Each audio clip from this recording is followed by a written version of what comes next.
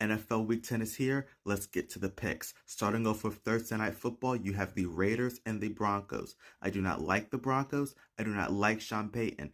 But you cannot deny that they know how to win games. And I think they will continue to do that on Thursday night.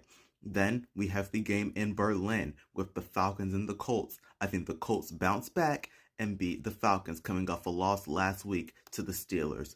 Then we have the Jaguars and the Texans. I think the Texans are going to lose that game to the Jaguars in a low-scoring game. I think that the Texans defense will keep them in the game even though that CJ Stroud is injured.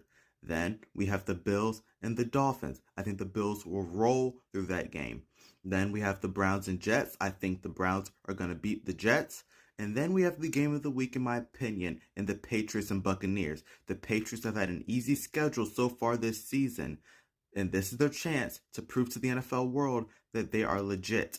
I do think the Buccaneers will win, but don't be surprised if the Patriots pull off the upset. Then we have the Saints and Panthers. I think the Panthers will continue to roll and beat the Saints.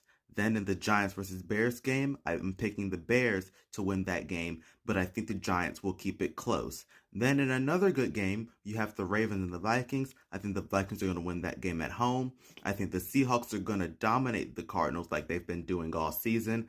I think the Rams are going to beat the 49ers in a tough game, and I think the Lions are going to beat the Commanders in a not-so-tough game. On Sunday Night Football, we have the Steelers and the Chargers, and I think the Steelers are going to get the upset going into Los Angeles. And on Monday Night Football, I think the Philadelphia Eagles will beat the Green Bay Packers.